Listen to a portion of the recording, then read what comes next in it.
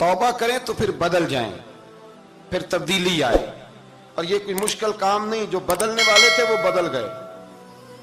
बड़ा कुछ करते थे पर फिर वो लोग बदल गए। हजरत फुजाला रदी अल्लाह ताला अन्हु कहते हैं कि मैं बड़ा दिलदादा था औरतों का, और मेरा माहौल ये था कि मैं कत्ल भी कर लेता था, माज़अल्लाह चोरी भी कर लेता था, और रात मेरी तबीयत थी माज़अल्लाह नई से नई औरत के पास जाना।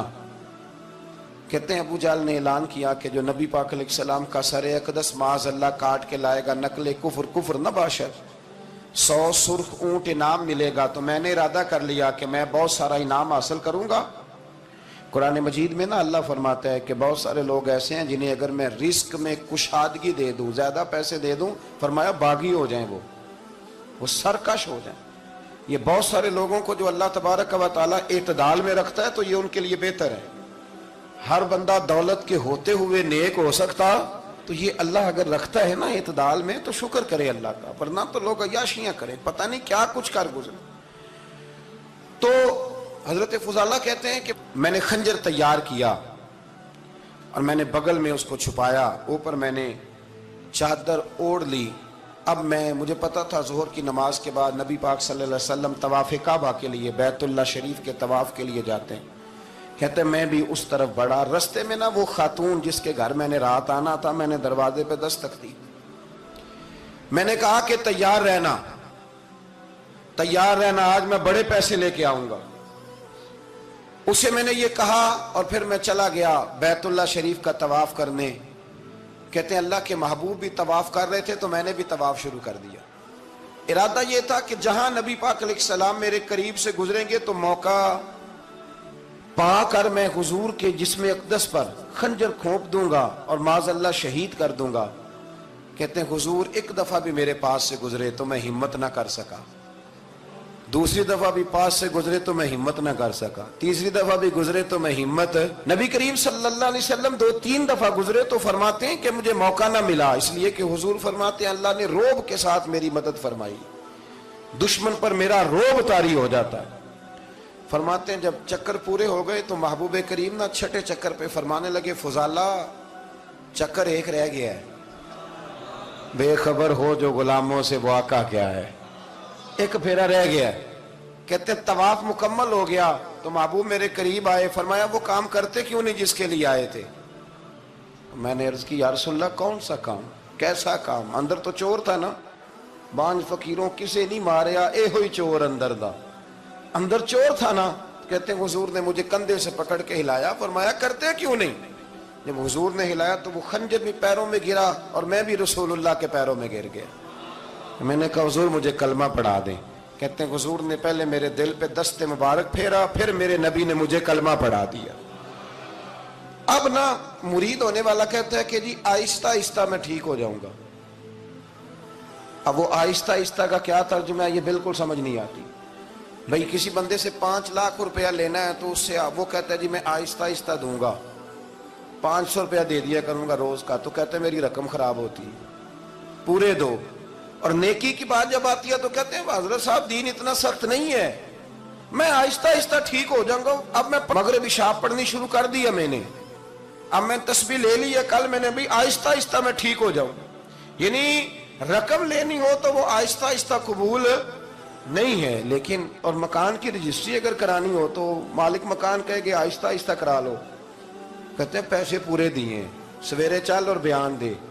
ये क्या बात हुई? यहां ये जो हमारा माहौल था ना, कर लेंगे हो जाएगा, यकीन करें लोग कब्रों में चले गए हैं पर मस्जिदों में नहीं आए।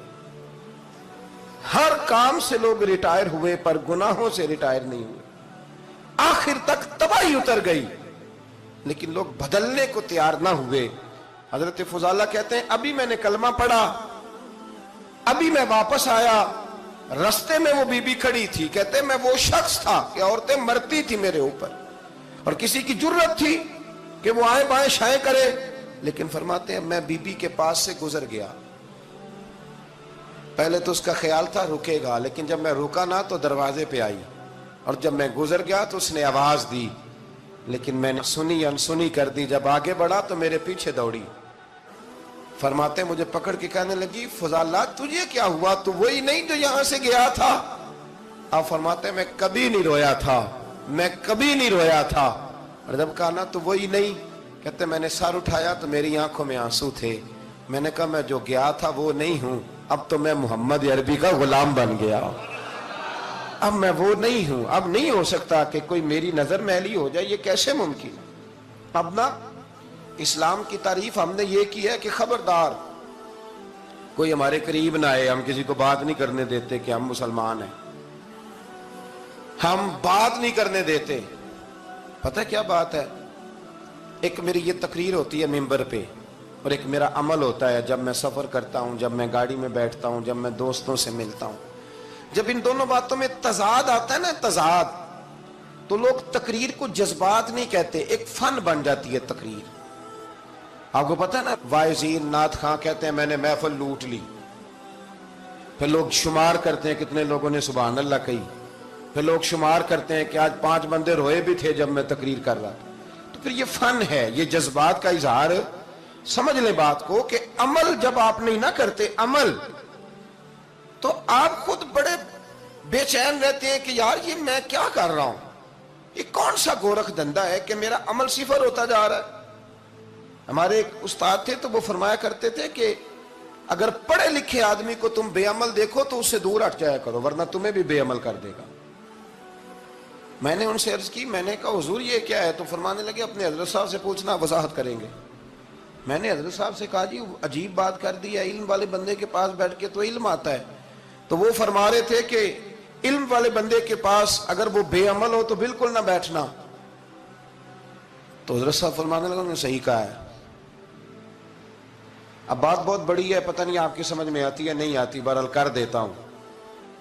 پڑھا لکھا بندہ اگر بے عمل ہو تو اس کے پاس، تو میں نے کہا حضور کیوں؟ فرمانے لگے اس لیے کہ وہ اپنی بے عملی پر بھی دلائل دے گا، وہ بے عملی پر بھی دلیلیں قائم کرے گا کہ یہ وجہ ہے تو اس لیے میں ایسے کر رہا ہوں۔ تو چونکہ وہ بے عمل ہے اور ہے پڑھا لکھا، نبی کریم صلی اللہ علیہ وسلم کے غلام نہ پل بھر میں بدل جاتے تھے۔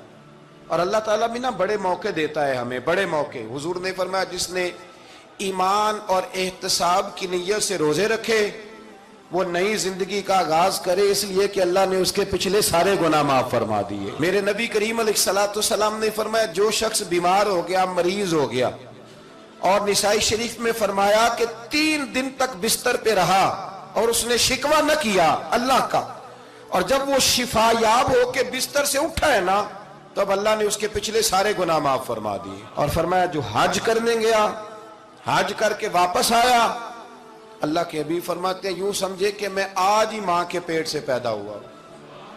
بڑے موقع اللہ نے دیے، بڑے موقع، بڑے سارے موقع عطا فرمائے کہ میں تیرے پچھلے گناہ معاف کر دوں گا، تو بھی تو نئی زندگی کا آغاز کرنا، تو بھی تو شروع کرنا نئے سرے سے، تو بھی تو بدل کے آنا، تو بھی تو اپنے اندر تبدیلی پیدا کرنا۔